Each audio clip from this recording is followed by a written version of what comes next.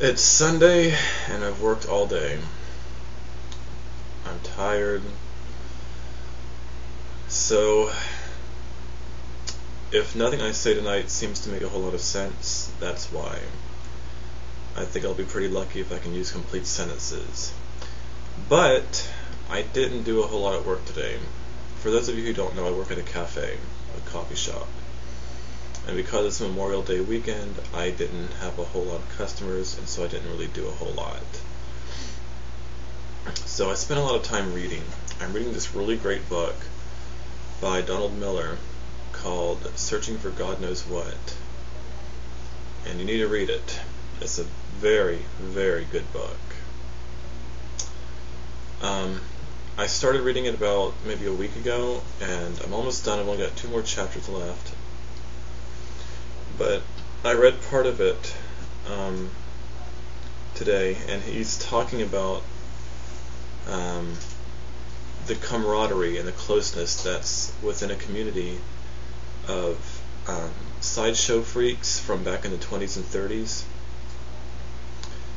And it sounded really cool how he described it. He had apparently read a book about these sideshow freaks, and it was cool. And I've often thought, you know, God forbid this happens to me, or anyone else for that matter. But wouldn't it be really cool to be to be deformed, like horribly deformed? I don't mean, I was talking to my friend Hector, and he's really cool. And I was telling him, it'd be so awesome if I was ugly. Like, if I was just nasty, monstrosity ugly, just, absolutely repulsively hideous. Like if I had, an extra head or something growing out of my neck or something like that, some horrible appearance to me that made me into a monster, like the Elephant Man, yeah. Or like even burn victims, like people who've been burned all over their entire body and their fingers are fused together and they don't have any lips or eye sockets or whatever, like eyelids, that's what I'm trying to say. Really messed up people.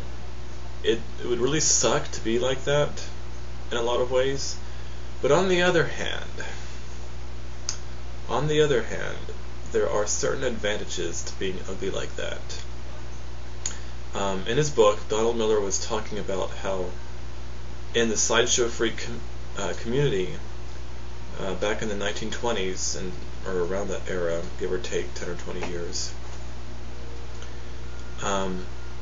they couldn't get a job.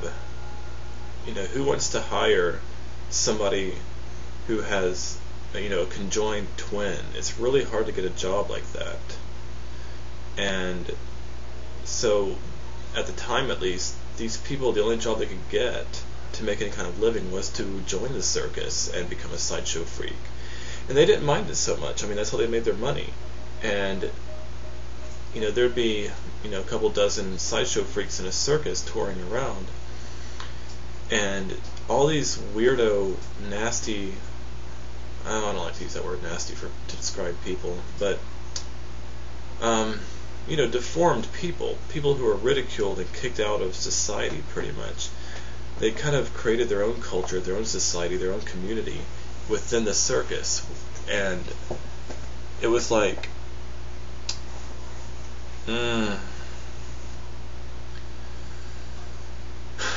in their depravity, their deformity, their brokenness, their problems, they found a deeper level of intimacy and closeness and meaning to life that normal people just didn't understand or could experience. The deformed people were able to look past their differences better than normal people could and love each other regardless on a deeper level, more intimate level, and help each other along in the hard times and encourage each other. And I think that's really cool. I think that's beautiful. And when you're really ugly or deformed and you've already lost everything, you have no good looks to ride on.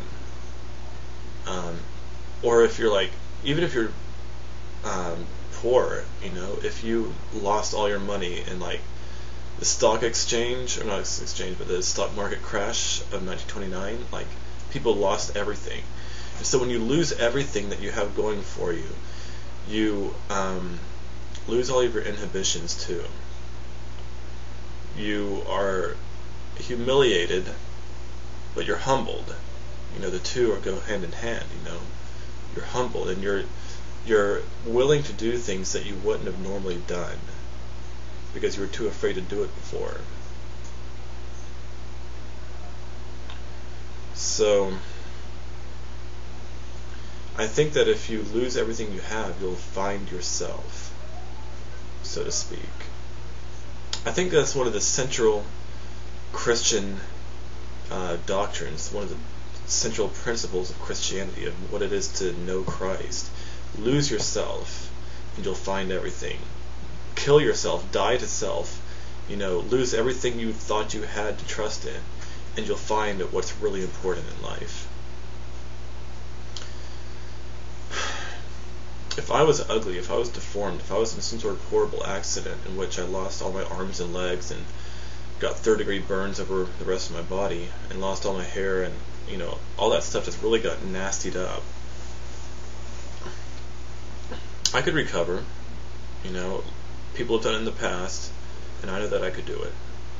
It'd be horribly difficult. It'd be so hard, and I don't want it to happen, but I have to think about it on all sides.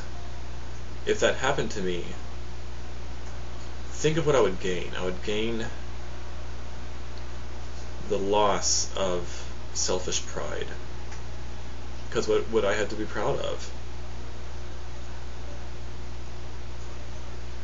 And if I don't always fear what I look like to people, fear what kind of image I'm portraying because I'm ugly anyway and there's nothing I can do about it, then why not just go ahead and do whatever the hell I want to do anyway and say screw everyone else and what they think, because I'm going to be hideous and outcast anyway.